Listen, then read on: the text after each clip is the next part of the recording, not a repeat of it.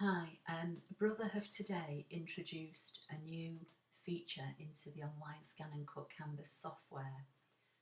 They've given us the flip horizontal and vertical feature, which is found under the Edit menu. You can see from here.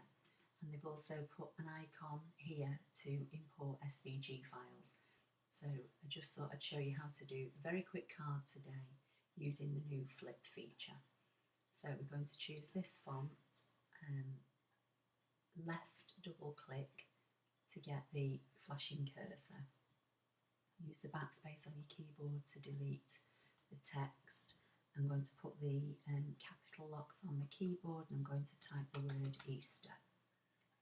Click anywhere on the page just to select it and then right click and choose Divide. Wait for it to work. You see the blue and black line along the top there. And then if you click on these letters now, these are all individual, whereas before when you typed them, they were all one. So if we click on the first letter now and using the arrow keys on your keyboard, scoot it over to the left, do the same with the S, same with the T,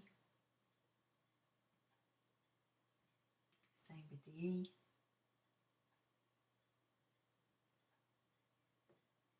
same with the R,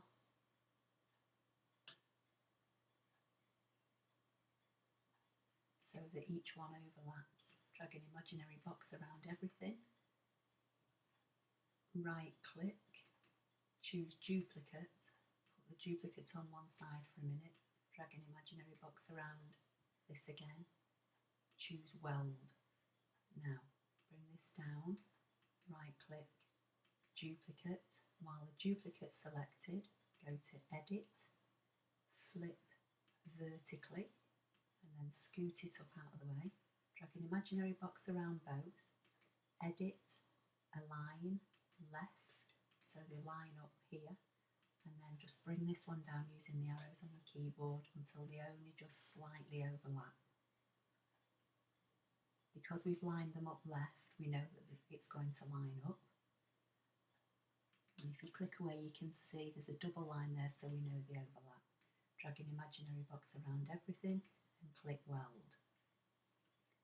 So if I bring this up to the top now, while it's selected, click on the properties box, click on this, and I'll fill it with black. So you can see we've now got our word. Then drag an imaginary box around all this, bring it down here, click weld.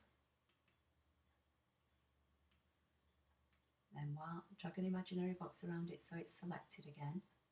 Go to the create offset line, click inwards, then bring this by default is on O2, so take it all the way to the left and then bring it up till it's 0.08, click bevel, click OK. Click and drag, that's now made as a smaller mat that will fit on here.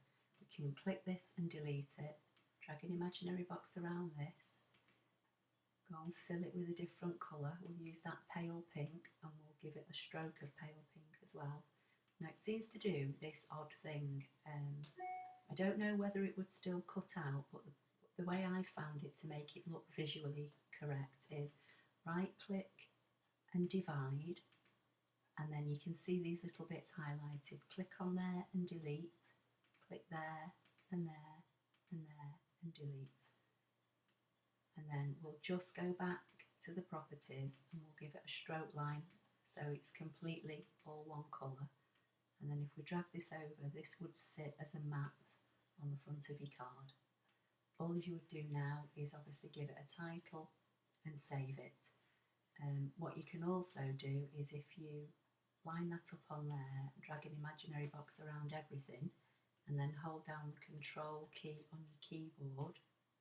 In fact, I think you might have to group it actually, so we'll try that group. Okay, hold down the Control key on your keyboard, then you can stretch it out to make your card bigger. You choose what size you would want it. Right click, ungroup, and then just separate that out. Then you've got the basis of a card that you can fold in half along here, and you've got a mat for it. Hope that is helpful to you. I'll put a link in the bottom to the Canvas software if you've not already got it and you've just come across this video randomly. But if you have any questions, please don't hesitate to leave a comment. Please like and subscribe if you want to see more. Thank you.